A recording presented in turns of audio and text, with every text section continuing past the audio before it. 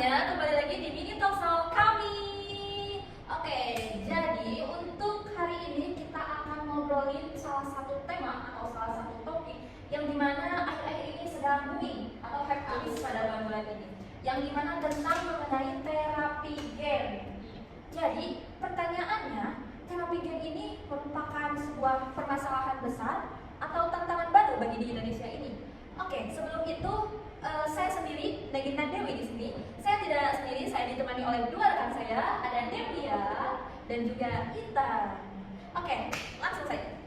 Supaya kita satu pemahaman dulu nih tentang mengenai terapi gen. Aku mau nanya dulu nih ke Devia dulu nih. Sebenarnya menurut pemahaman Devia, terapi gen ini apa sih? Oke, baik Naira. Terima kasih ya untuk pertanyaannya. Saya ingin menjawab. Jadi menurut saya gitu ya, dari beberapa jurnal yang saya baca, ternyata si terapi gen itu merupakan suatu metode gitu ya, metode pengobatan modern yang dimana dia itu memanfaatkan daripada rekayasa genetik. Jadi untuk mentransferkan atau menyisipkan suatu gen gitu, fungsional ke dalam si sel pasien gitu. Jadi nantinya dia itu akan menggantikan gen abnormal yang menyebabkan penyakit tersebut, seperti itu. Menurut kita sendiri, Menurut saya yaitu bioteknologi ini yang dipakai bisa macam-macam. Ada metode PCR, viral vektor, dan ada sequencing DNA. Yaitu ada selanjutnya ada CRISPR dan primer editing. Intinya bioteknologi ini benar-benar kasih cara baru buat nangani penyakit yang dulunya dianggap mentok atau dianggap nggak ada lagi cara buat nyembuhinnya. Oke, keterangan keren ya untuk pendapat dari dua belah pihak. Nah, untuk konteks di Indonesia ini biasanya sebenarnya apakah ini menjadi harapan, bisa menjadi harapan sendiri? Kalau menurut saya ya, ini itu ya menjadi harapan dan besar gitu, jadi peluang besar ya. Jadi kan kita itu punya banyak penyakit genetik gitu ya, yang insidentitasnya itu sangat tinggi ya, misalnya itu kan kayak penyakit thalassemia seperti itu. Nah, dengan terapi gen ini, resiko si rawat inap yang berkepanjangan gitu ya, dan transfusi darah itu berkali-kali bisa lebih jauh berkurang seperti itu.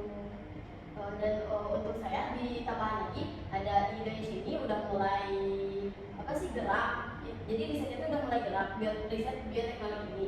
Jadi tentang besarnya riset genom ini dan regulasi terkait uji klinis yang udah diuji klinis yang malah berkembang besar. Jadi berlanjut pengobatannya. Selanjutnya itu ada peluang kita buat masuk era terapi gen makin dekat, dan bayangkan aja pasien yang tadinya butuh terapi seumur hidup bisa sembuh dengan satu kali perlakuan. Itu untuk Tapi biasanya teknologi canggih ini ada tantangannya dong, betul kan? Nah, biasanya tantangan yang paling kelihatan itu apa? jujur saja, menurut pendapat saya yang paling berat itu masalah biayanya. Karena terapi gen di luar negeri biasanya sampai miliaran rupiah, sedangkan kalau di Indonesia mau mengadopsi atau sistem pembiayaan kesehatannya itu harus siap, jadi benar-benar mahal dan harus segera dipersiapkan. Oke, mungkin saya ingin menambahkan juga ya, benar tadi yang disampaikan kita, mungkin selain biaya ya, menurut saya itu tantangannya itu dari segi infrastrukturnya ya. Jadi kan kita itu butuh sebuah laboratorium ya, yang dimana levelnya tinggi, kemudian selain itu sumber daya manusianya juga itu harusnya terlatih gitu ya, serta fasilitas untuk daripada penyimpanan gitu ya, dan pengiriman dari terapi berbasis gen tersebut. Nah, belum semua rumah sakit besar itu punya gitu ya akan hal itu. Mau menambahkan lagi, terus belum lagi etika dan regulasi gen editing secara sensitif itu, kita harus memastikan terapinya aman, nggak bikin efek samping jangka panjang, dan ada regulasi yang melindungi pasien.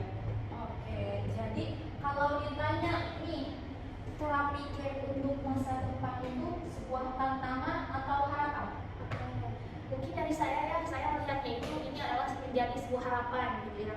Tapi tentunya terdapat juga tantangan besar gitu. Tapi di kita ini kan sekarang gitu ya, perkembangan teknologi sama riset kita ini terus meningkat gitu ya.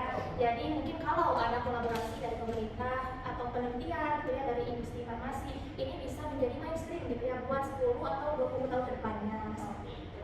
setuju pendapat dari Devia, tapi menurut saya tetap realistis ya untuk jangka pendek. Tetapi terapi gen ini mungkin masih terbatas pada riset dan beberapa kasus uji klinis. Tapi arah kedepannya jelas positif. Yang penting Indonesia mulai dahulu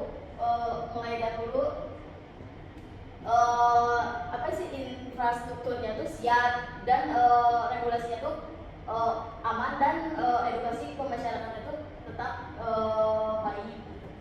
Oke, dapat disimpulkan mungkin ya dari beberapa topik tadi dari Devia maupun Intan bahwasanya di Indonesia itu punya potensi tinggi ya betul untuk yang dinamakan terapi gen di masa depan, bahkan juga bisa dijadikan change games di dunia kesehatan Indonesia dan juga mungkin perlu perlu persiapan yang matang seperti itu sehingga tidak jadi wacana di Indonesia. Mungkin itu saja ya. Terima kasih narasumber kita hari ini ada Devia dan juga Intan, dan juga kami mengucapkan terima kasih kepada penonton semua yang menonton talk show kami. Mungkin itu saja yang sudah kita bahas untuk hari ini. Sampai jumpa di talk show berikutnya.